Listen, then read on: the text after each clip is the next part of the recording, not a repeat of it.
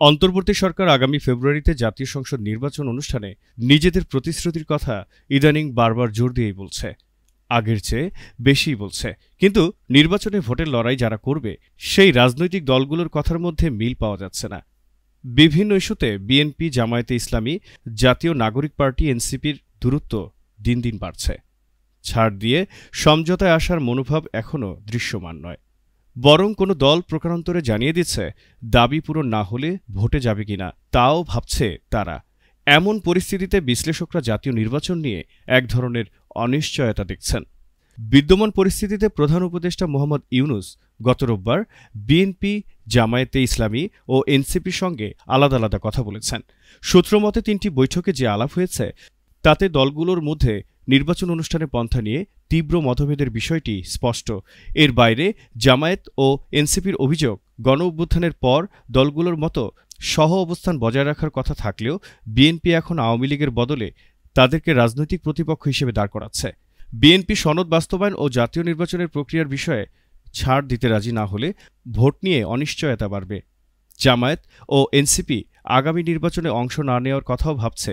এ বিষয়টি প্রধান উপদেষ্টা ড মোহাম্মদ ইউনূসকে জানানো হয়েছে বলে নির্ভরযোগ্য সূত্রে জানা গেছে। অন্যদিকে বিএনপির দলীয় সূত্রে জানা যায়, যে কোনো পরিস্থিতিতে প্রধান উপদেষ্টার ঘোষণা অনুযায়ী আগামী ফেব্রুয়ারির প্রথমার্ধে নির্বাচন চায় দলটি। তারা প্রধান উপদেষ্টার কাছে অভিযোগ করেছে জামায়াত ও এনসিপি নির্বাচন বানচালের ষড়যন্ত্র করছে। অন্যদিকে জামায়াত জুলাই সনদের আইনি ভিত্তি, নির্বাচনের সুষ্ঠু পরিবেশ ও পিআর না হলে নির্বাচন না করার আশঙ্কার কথা বলেছে। আর এনসিপি বলেছে নতুন সংবিধান ও গণপরিষদ নির্বাচন না হলে দলটি নির্বাচন করবে না।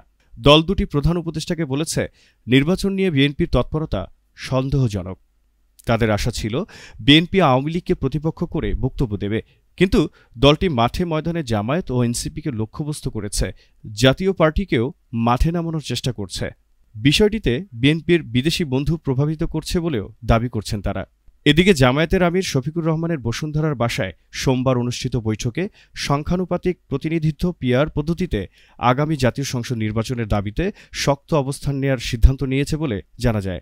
বিএনপির চাপে নির্বাচন কমিশন ভোটের রোডম্যাপ ঘোষণা করেছে এমন অভিযোগ করে জামায়াতের নায়েবে আমির সৈয়দ আবদুল্লাহ মোহাম্মদ তাহের গত রোববার বলেছেন, একটি দলের চাপে গতানুগতিক পদ্ধতিতে নির্বাচনে চলে গেলে বেশিরভাগ দলের জন্য নির্বাচনে যাওয়া সংকুচিত হয়ে যাবে, প্রশ্নবোধক হয়ে যাবে, আমরা ট্রেন মিসও তো করে ফেলতে পারি।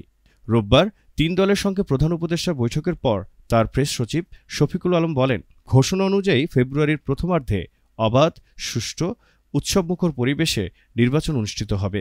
প্রধান উপদেষ্টা বলেছেন, নির্বাচন ছাড়া কোনো বিকল্প নেই। কেউ যদি নির্বাচন ছাড়া কোনো বিকল্প নিয়ে ভাবে সেটি হবে জাতির জন্য গভীর বিপজ্জনক।